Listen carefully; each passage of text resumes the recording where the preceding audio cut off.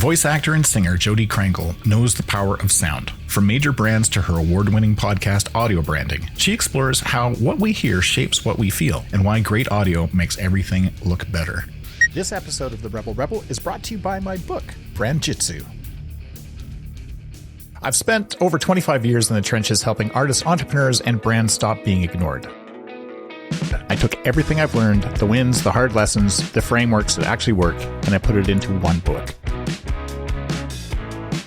It's called BrandJitsu, Move Your Brand from Meh to Memorable, and it'll help you tell your story in a way that people actually remember. Get it at your favorite bookstore or visit brandjitsu.com. Welcome to The Rebel Rebel. I'm your host, Michael Dargy, and somewhere across the world from me, I have got Jodi Krangle. How the heck are you? I am pretty darn good, thank you. Yeah, How about you? I'm doing very well, thank you very much. Living my best life. I'm glad. I have to be honest. Hey, Jodi, where are you in the world? I am north of Toronto. So I'm probably like 40 minutes up the highway from Toronto to the north. Yeah. And 40 minutes without traffic, because we all know traffic is like an hour and a half. But yeah, you get the idea. Perfect circumstances. Yeah, there are never perfect circumstances, especially now. Yeah, no kidding. Yeah. And what is it that you're up to 40 minutes north of Toronto? I am a voice actor. I've been doing that. I guess this is coming up on 18 years now, full time. And I am a singer. I've done that for a long time. And I am running I have a podcast called Audio Branding, where I talk about the power of sound and how it influences us in every way possible. And you were just on that. So thank you. Yeah, what a great show. So many great questions, too. Well, thanks. Yeah. So 18 years. Hey, how did you get into that? Like, did you just be like, hey, I got a silky voice, I think I should do this? No, it's never all about the voice. And also, you're never really sure that your voice is going to sell. I mean, that's really, you don't know until you try. Right. Oh, okay. So it's all about what you do with it. And when I started, I got the first inkling for it when I volunteered my time at the CNIB. I was reading articles onto reel-to-reel tape at the time. This was 95, 96. And I did it for a year, and I was really fascinated by the whole process. And I liked the tech as much as I did actually doing the voicing.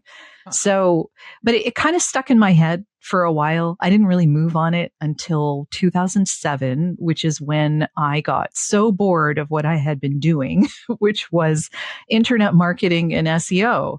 So, yeah, well, I'm kind of left and right brained. It's kind of a weird phenomenon, I guess, but I really like computers. I've loved computers since I think I got my first one in 86 and nice. Loved it, just loved it. And I've been on the internet since 95. So I was I had a songwriting website called The Muse's Muse way back in 1995. Wow. It ran actually until about 2016, and it had like an 8,000 person message, email newsletter that went out every month. It was a monthly newsletter. And I had a message board. We had a radio show for a while. There were a whole bunch of articles and columns and regular columnists. And it was pretty big. It got pretty big. And I learned a lot promoting that website. And so I went out on my own because I didn't want to be employed by anyone else. Yeah. And I decided I was going to sell that knowledge to other people who wanted to be found on the internet, which was a big deal in the day. Yeah, totally. Yeah, not such a big deal now. Things have gotten very strange. Very strange, yeah. I'm very glad I'm not doing that anymore, is what I'm, yeah. Let me ask you this. Did young Jodi, did she want to be a voice actor? Did she want to be an actor? Did she want to? Young Jodi had no idea. Okay. None at all. No, I'm a raging introvert.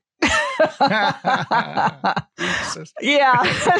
So the idea, oh my God. So the idea of performing in front of an audience, first of all, even as a singer, like I did that in high school. I actually won a music award for doing regular performances, but I was not in the actual music program. They had to award it outside of the music program because I would just perform original songs twice a year at every like seasonal performance that the high school had, right? Oh. So playing piano, I played piano by ear. I would just go out there and do it. And I remember the first year that I did it, I started on the wrong note in like, and that's a big deal because if you're playing by ear, you start on the wrong note. You're lost. Nothing happens after that, right? So I just kind of like stopped for a second and started again. As one does. And then I understood, yes, people want you to succeed and you just gotta do the best you can. And that was my, like, I could have stopped and just ran off, right? Sure. Like this was, I think, grade 7 or something like that. Oh, wow. Yeah. Yeah. Or no, it wasn't grade 7. It was probably grade 9. Pardon me. Okay. Because it was high school. So it was the first year of high school. Right. Yeah. Yeah. And moments like that. I mean, I think that anybody who says that they haven't, made a mistake in the beginning of a presentation, oh my God, or whatever, it takes a lot to sort of recenter and ground yourself. And there's nothing quite like just going back to ones and being like, hey, you know what? We're going to start again. I mean, I had to. I didn't have any other choice. Like I couldn't go from where I had started, right? Like there was no way. So there was only one option. Well, there were two options. The one option was to restart. The other option was to run away. Right. And I decided not to run away. So, that's awesome. Yeah. I mean, there are pivotal moments, I think, that happen in our childhood and our growing up and our understanding who we are as people. And that was definitely one of them. Wow. So take me, like, let's flash forward now to today's Jody. Mm-hmm. And, you're doing this full time. You're a voice actor of note. I've checked out some of your stuff and it's incredible. And it's one of those voices when you hear it, you're just like, oh my God, that's Jody.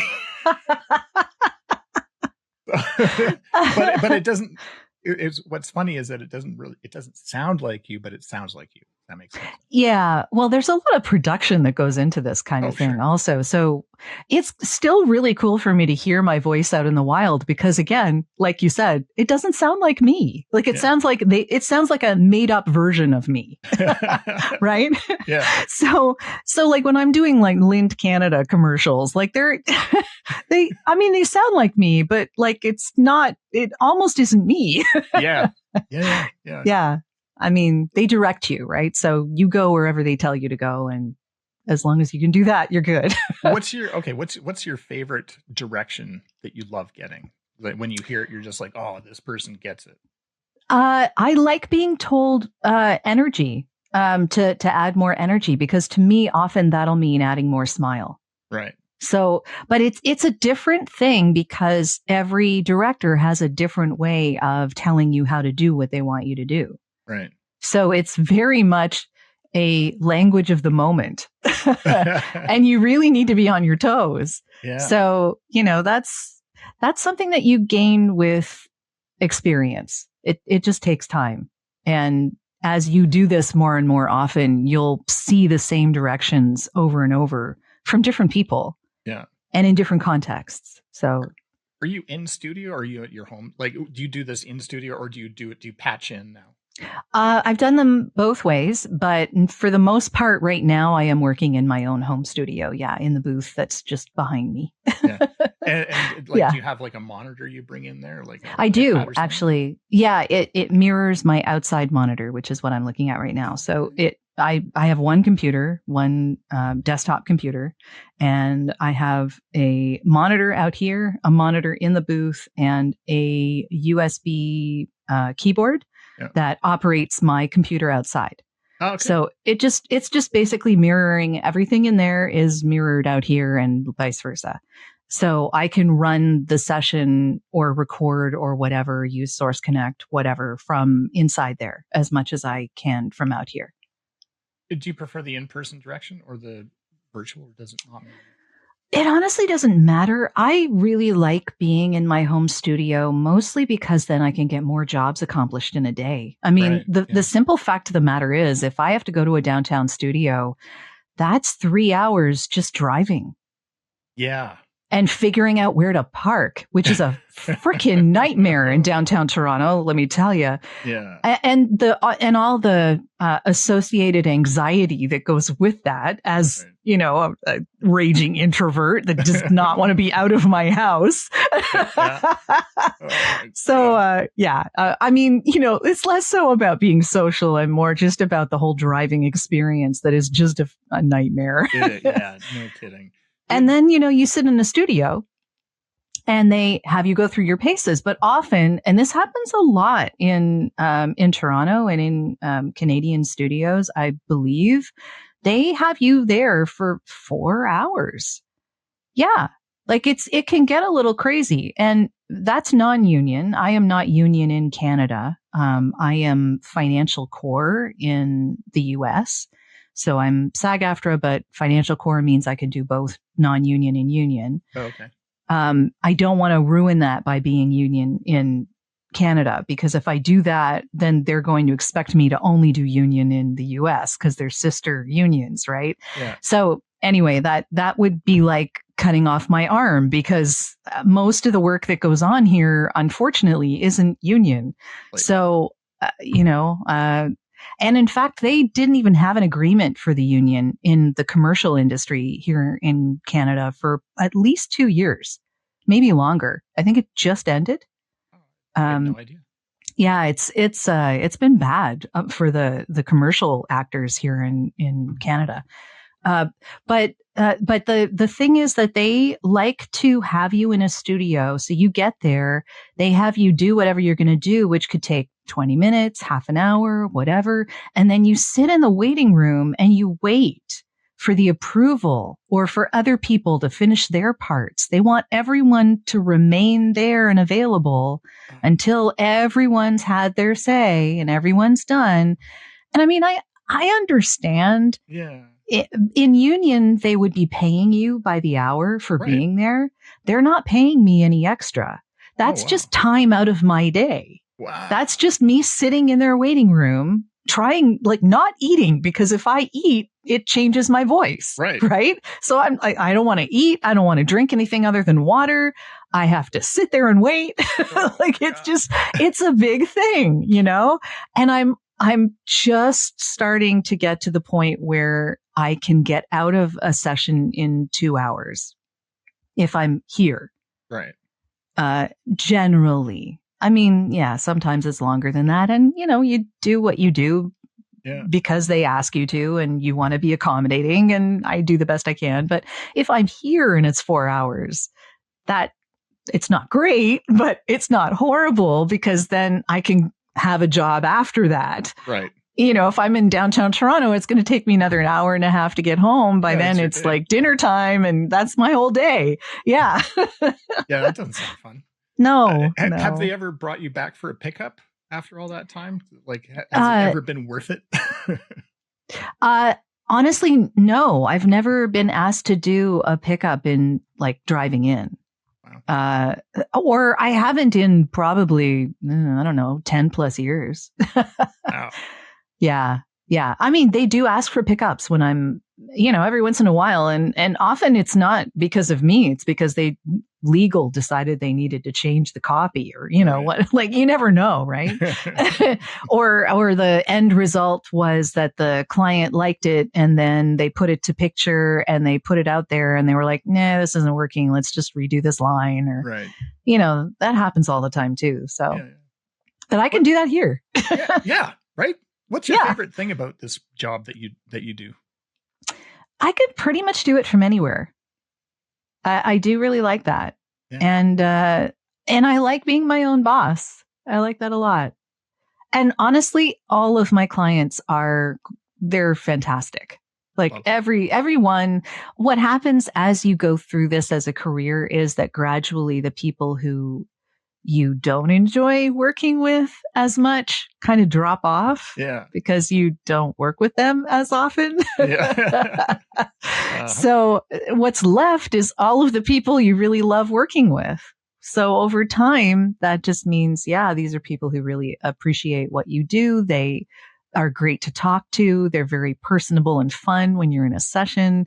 They aren't asking really weird, out of thing, strange things for you to do that, you were never paid to do. They're not assuming things that they shouldn't assume. And we have a really good working relationship and both of us appreciate each other. So yeah, that's so important, especially when you're self-employed, especially when you get to choose your clients. Yeah. Yeah. You have to work with people you love. Yeah, otherwise, definitely. Yeah. You don't want to get up every day and be like, oh, I can't do this. I don't want to do this. This sucks. This is my voice today. I haven't done that in voiceover, which is the really interesting thing because I had never had a job that lasted as long as this one previous to that. Yeah. But I have certainly had jobs where I have woken up in the morning and gone, I don't want to do this anymore. Like right now, yeah. I do not want to do this at all. Yeah. And yeah, that's your like lean against the wall and slide down moment, right?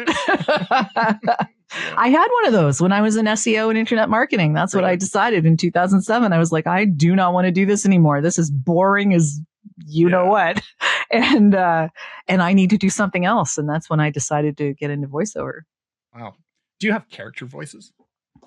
Not really. Okay. Not really. I sometimes for D&D, but it's not really something that I am doing. I'm not really a video game or animation person, and I tend not to do audiobooks because I'm not a marathoner. Yeah, I am a sprinter. Yeah. Yeah. Yeah. Doing it. Yeah. Okay. So let's hold on 1 second. D&D. What? Let's talk about that a little bit. Sure. And I want to know your character, and I want to hear your character's voice. Well, I don't really have voices for the two that I just described to you. They're not really, apart from, it's really all about who's around you. Yeah. Okay. And so I tend to put on a voice when other people have put on voices rather than like, if it doesn't naturally happen, then yeah. All right. So, talk to me. What do you love about D&D or the role-playing games? Because it's not just D&D for you. It's there's a bunch. I've been play testing with someone's newly created rule book, I guess. And it's on Kickstarter, actually. By the time this comes out, it probably will be long gone off of Kickstarter. Well, tell me, what is it? It's called Lore Folk. And the fellow who created it is a guy named Joe Nidalee, who is a wonderful artist and graphic designer. And he has put together it's kind of like a fairyland kind of thing. So all of the creatures involved in it are like this big. Yeah. And it's like this pocket universe that he's put together. And it's called Lore Folk, LOREFOLKE, I believe. I just wrote it down on my... Yeah. So it's on Kickstarter now, and I was play testing it with a bunch of other people. Probably we've been doing it about 8 months now. Every other Sunday. Fun. So yeah, it has been a lot of fun. Yeah. So what character are you in that? I've played several because we were play testing. So we were play testing different types of characters. So there's like little pint-sized elves. There's like flying insect-like elves, creatures. There's like big, large creatures that are like larger, like they're still this big, but they're like a little larger, right? Yeah. And they're based on like stones and stuff like that. And it's just like a whole thing.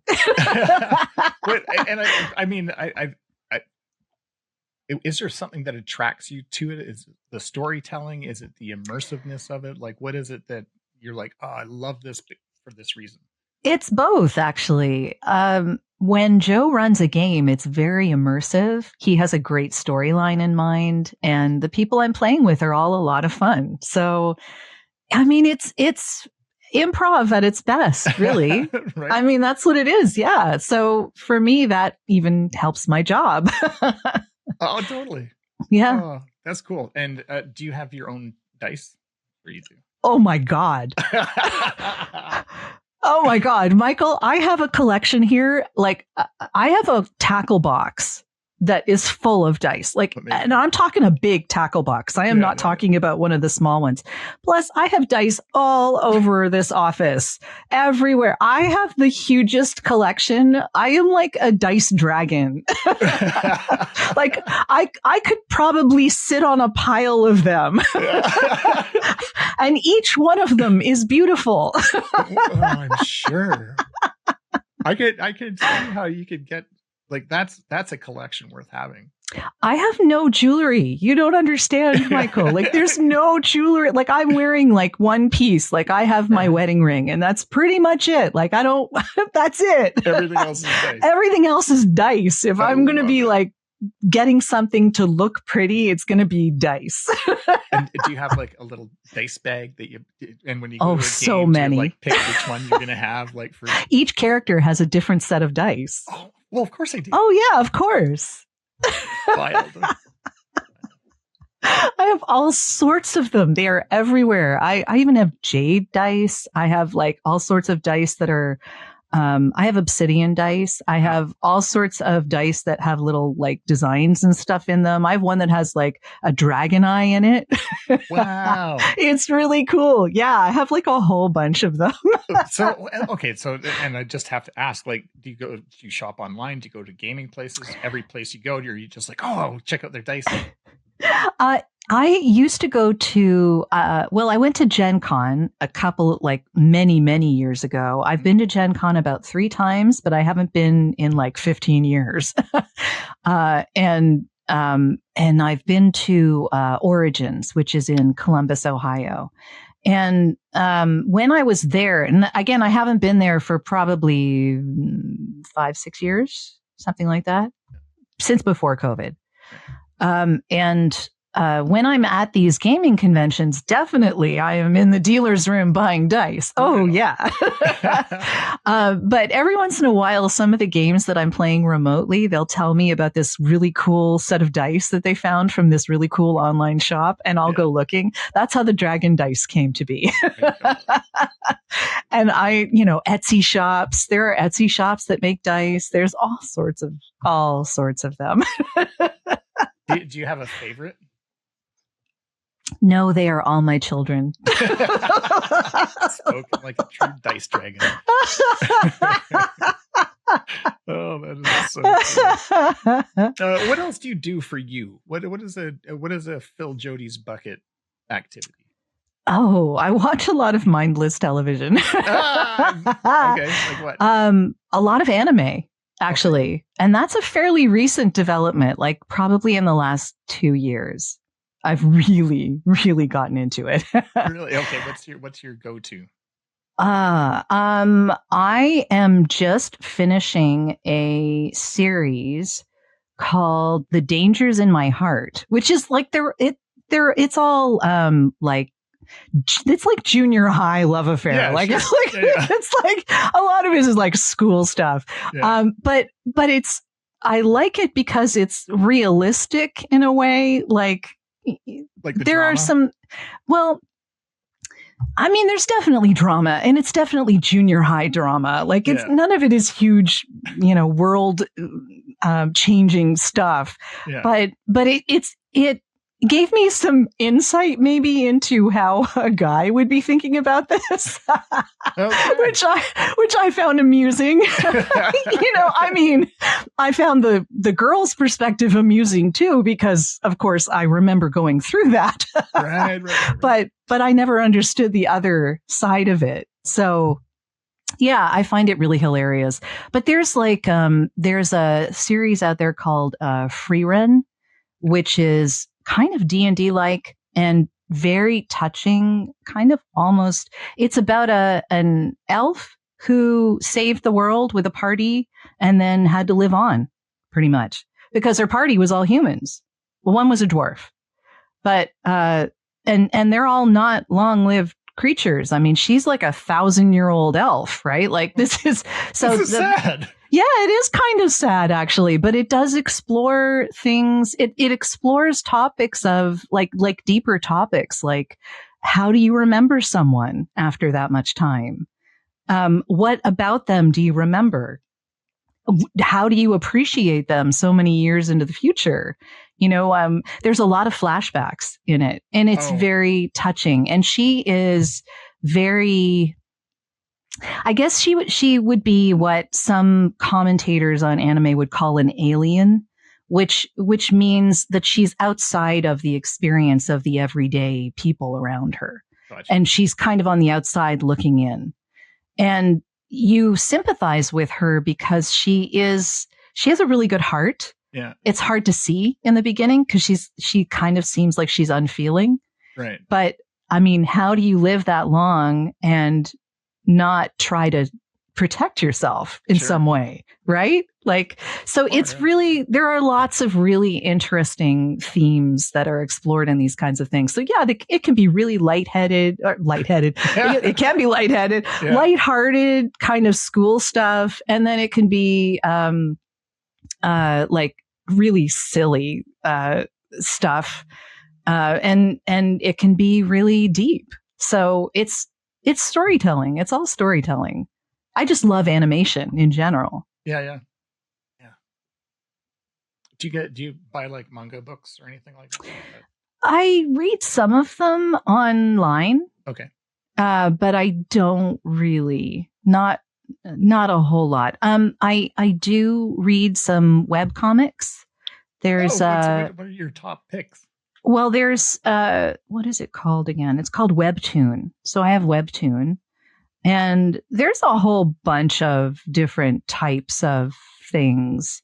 I tend to really like unusual characters who have been transported to a world they don't recognize and have to make their way through. Uh-huh. I kind of like that idea. Yeah. What they would call isekai in animation, which is basically someone dies in the real world and they wake up in a fantasy world. Right. So. Okay. I kind of like that stuff. That's a lot of fun. Some of them are better done than others. But, I mean, yeah. So I do tend to read graphic novels and web comics and stuff like that. Yeah. So I'm assuming you probably go out for a walk every now and then just to refresh and recharge and especially if you're 40 minutes north of Toronto, the leaves are going to start turning soon. Oh, yes. And that's going to be beautiful. Mm-hmm. And I'm imagining you're walking down this path, your favorite one, and there's probably some trees. It's probably a raccoon somewhere. There's always one. Or a skunk. Blue jays, that sort of thing. And you're sitting there thinking to yourself, Jody, I just wish the world knew this one thing. What is the one thing you wish the world knew? Oh, my goodness. That is a big question. I know.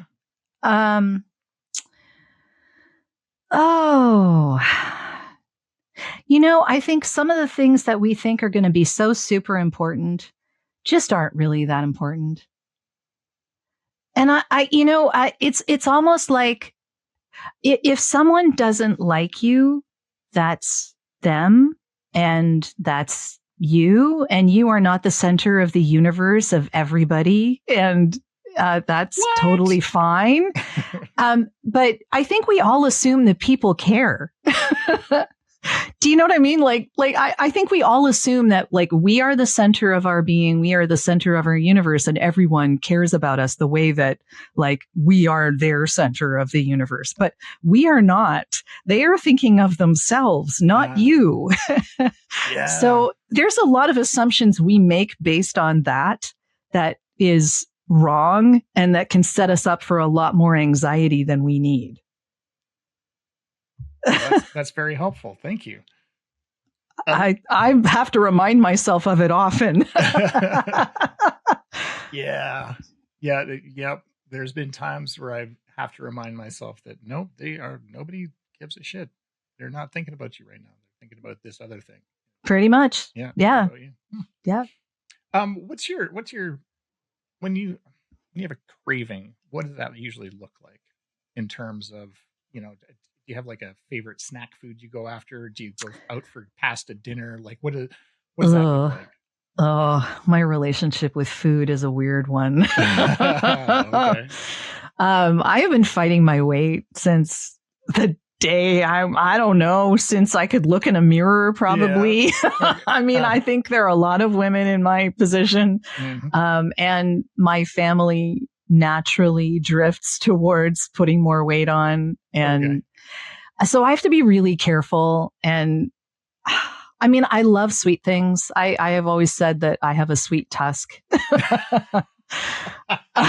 So I have to be very careful. And I tend to think of food as, I mean, I want to eat stuff that I like the taste of, but right. I have to use it as fuel as opposed to. Gotcha. Yeah. Okay. So do I sit down with a pint of ice cream and just load my face full? Probably not. Got it. I'm trying to avoid sugar as much as possible. I still have sweet things, but sweet as in sweeteners that are not like they're good, better for your blood sugar. Right. Got it. So yeah. My latest, I'd call it an addiction, if you will. But I'm all about bublés or aha. Oh, okay. The sparkling waters. Yeah. Have you tried Cove? No. Cove it's 5 calories, so it's not 0 calories, but it tastes really, really good. And it's sweet, but it's a pop and it's Canadian. Yay. And it's they call it a probiotic pop. I don't know how much that really has it's all greenwashing to me. So like health washing or whatever they want to call it. But it's basically pop that tastes pretty darn good, that actually tastes like pop and doesn't overload you with sugar and calories. Amazing. I'll check that out for sure. Yeah. A friend of mine, actually my son's girlfriend said that buble tastes like static. Flavored static. I'm like, that's not wrong. No, it's kind of not. I'm like, that's good. Yeah. Like amazing. Hey, if somebody wanted to get into voice acting, what should they do? The first thing I would suggest is to check out a website called VoiceOver Extra. So voiceoverxtra.com. And check out all of the columns and articles and webinars that you can purchase for like $50 or that you can participate in for less than $100. Wow. These are like they're group sessions, but you can just sort of try them out and you can watch a webinar and see if it's in a genre you might like and see how the coach puts people through their paces and see if that's something you might be interested in. Or you could pay, I don't know, it's like $100 or something like that to participate in like a 12-person workout and with a particular coach. And you can read a script and be directed and that kind of thing. And cool. Yeah. So if you try that out in a group setting, you can pretty well tell what genres you might be most interested in. And from there, you can decide where you might want to get more coaching. I will warn people that if they're getting into this, it is not a cheap thing to do. So, I mean, you probably know yourself, a demo can be over $2,000 and that's American. Wow. Yeah. So it's not cheap. And the coaching is, generally between 100 and 250 an hour. And that's again, American. There are Canadian coaches. There are, and it's still like, so that much Canadian, but it's still not cheap. And it's the equipment is actually the least of your worries as far as because you need to be able to put out a shingle, have a nice website, have a demo that demonstrates what you can do. Be coached before you do that demo, because if you make that demo before you're coached, you're wasting that money.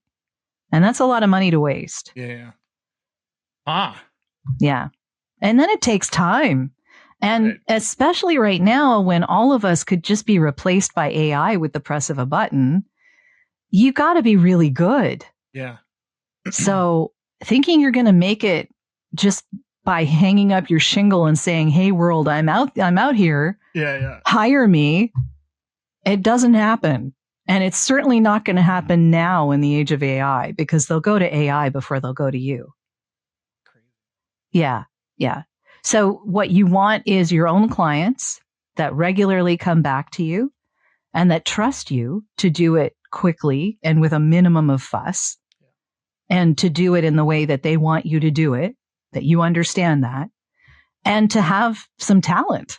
Because if you don't have any talent, the AI is a button press away. Yeah. And that's what the AI sounds like. It sounds just as good voice-wise. Yeah. It can't act, but but some people can't act. So, you better be good is all I can say. Yeah. Oh, that's cool. Great advice. Yeah. I was playing around with 11 Labs, which is thing. I had this idea in my head because I was working on the workflow for this show. Sure. And I'm like, what'd be great is if I cloned my voice and was able to give it a script for the intros for the guests, and I could just give my editor access to that. Then it could just, do you know what I mean? And that was in my head. I was like, this is a great idea. And what happened when you tried it? Well, I played around with it. It was fine. Yeah, that's creepy, exactly what it is. But fine. And it didn't hit the moments like I would hit them. And it was, I think there's maybe one out there in the world. I won't tell you which one it is that has that intro. And I'm just like, yeah, it's much better to sit down here and, toil for 15 to 30 minutes to get it right. Well, yeah, because if you're doing that with an AI, sometimes to get it to be the right way, and really it is just to make it fine. Yeah. It's never to make it great. Right? It just makes it okay. Fine. Yeah. Yeah. And that takes 2 to 3 hours, really, of like fiddling around with it and lifting this inflection and emphasizing this word. And a voice actor who knows what they're doing can get that done for you in 10 minutes. Right. Yeah. Just sit down and hit it. But like some people I understand don't have the money to pay for it. And I totally get it. There are just some people who are going to not have that budget. Yeah. I totally get it. But that's what you're paying a professional for. Exactly. You're paying them to not waste your time, to get it done the first time and right, to get you good audio that's clean that you can use, and just be done with it. Like and to actually care about your end product. Like that's the thing, right? Because you can press a button for an AI, but there's no lived experience behind that voice. It's hollow. Yeah. And you know this better than anyone. Good audio makes everything look better. It totally does. It's just a thing. If there's shit audio, even the nicest looking thing is going to get downgraded tremendously. Yeah. And it's one of those things that can elevate a project into worth paying for. Mm-hmm. So especially when you're using this for advertising and marketing and branding, it's super important. It's so important, because if the audio doesn't match the visual, people are going to think that you're not telling the truth. Yeah. So it's not going to sound authentic. It's not going to sound genuine.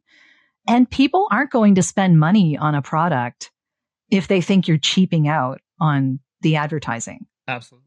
They're just not, because you're not paying enough attention to your own product at that point. I don't know how else to put it other than it is so super important. Right. And I don't think enough people, I don't think enough people understand that. And the sound really does elevate the product. 100%. Yeah, absolutely. I had a weird thing. A guy I know has got a recording studio here in Calgary. And he had I want to say he says it's probably one of the world's quietest rooms. Oh yeah. So I walk in there, and I have tinnitus. So, but I didn't know how bad it was until I walked into that room. How much do you protect your hearing, or is that a thing that you think much about? I do try to protect it. I'm conscious of it, but I don't go to like really loud concerts and stuff like that. So I've never really had that much of an issue. That said, I know that as we get older, we stop hearing higher registers. So, yeah, I mean, it is something definitely to take care of. And yeah, earbuds and earphones can often cause problems. It just depends. You know, you got to be careful how loud that is. You got to be very careful how loud that is. What is one of your favorite movies? One of my favorite movies. Oh, wow. I'm taking a leap that you like movies.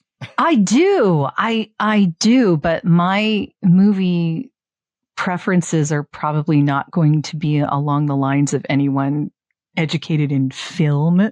Well, that's okay. It doesn't have to be. I didn't ask about their favorite. I asked about yours. Okay. It's a guilty pleasure, but have you ever watched The Last Starfighter? Yes. Yeah. That is seriously one of my favorite movies ever. I love it. That is so cool. Yeah. Yeah. I love that answer. Thank you so much. Shit, I might go put that on later today when I'm working on. It's a great movie. Yeah. And what's his name? Preston. What was his first name? I can't remember. But that was his last movie. No way. Yeah. And I really loved. I used to watch a lot of really like older movies because my parents kind of raised me on that. Yeah. Did you ever watch The Court Jester? No. That's a Danny Kaye movie, and it is a masterpiece. And Angela Lansbury is in it. Very, very young Angela Lansbury. Yes. It's called The Court Jester. It is a beautiful movie, and Danny Kaye is brilliant. And yeah, so yeah, I'm a weirdo when it comes to this stuff. I love it. Absolutely love it. Thank you for that. That's such a great answer. I'm so tickled now to go back and rewatch that one. It's a good movie. And I mean, it's really dated now, but sure. Yeah, like definitely one of those 80s sci-fis, but it holds up in a lot of ways. Yeah. Two other movies popped into my head when you said that. They must have come out around the same time. Like Electric Dreams was one, which was about that little computer. Yes. That goes evil. And then War Games with. War Games. Yeah. Yes. That was a good one. Play a game. Yes. Yeah. Okay. Yeah. That was a good one. Okay. I love it. Oh, I'm so joyful now. And when you mentioned Matthew Broderick, the other one that comes to mind is Lady Hawk. Did you ever see Lady Hawk? Oh, and you know what? I used to love that, and then I went and rewatched it. It doesn't hold up as well. It doesn't hold up, and mostly the thing that doesn't hold up for me is the underscore, or it's the music. It is the music. Just so heavy-handed. Yeah, yeah. But I really loved the interesting story between the leads. Yeah. And Matthew Broderick was such a good character. I know. Yeah, yeah. I mean, yeah, like you're right. Watching it later might ruin some of your remembered conceptions of it, but but it was a really good movie when I watched it. Yeah, 100%. Yeah, that was on my repeat list. Yep. Oh, that's so cool. Okay, Jody, there's these people in the world. I call them rebels in waiting. Ooh, Maybe they're about to embark on a voiceover career, or maybe they're just looking for their next thing, whatever that happens to be. Oftentimes I'll talk about the Wile E. Coyote moment where they just stepped off the ledge and they looked down and they got their little uh-oh sign. What advice would you have for these rebels in waiting to help them get to where they're going? Run your own race. That is one of the things that social media makes so hard these days, because you're looking at people's highlight reels and you're not really looking at all of the hard work that goes on behind the scenes or all of the pain and the failure. We all have it. Yep. So just do it at your own pace and and do whatever you need to do to get where you want to go. Comparing yourself never helps. Yeah. Comparison is the thief of joy. Is that what they say? Yes. Oh, very nice. Yes. Yeah. Well, so wise. So much wisdom dropped in this episode. I love it. Jody, where can people find you? I am at voiceoversandvocals.com, and the podcast is at audiobrandingpodcast.com. Jody, thank you so much for today. This has been amazing. Thank you so much for having me. This has been so much fun. And great questions. Thank you. Thanks so much for listening to this episode. Hey, if you're an artist, scientist, entrepreneur, or business owner who wants a smooth and proven method to find, shape, and share your story with the world, head on over to BrandJitsu.com and order a copy of my book, BrandJitsu, Move Your Brand from Meh to Memorable. I've been your host, Michael Dargy, and this has been the Rebel Podcast. It's a podcast for creative rebels and entrepreneurs all over the world. And hey, if you're a rebel or you know a rebel, head on over to the rebelpodcast.com and fill out the guest request form. Thanks so much for listening. Until next time.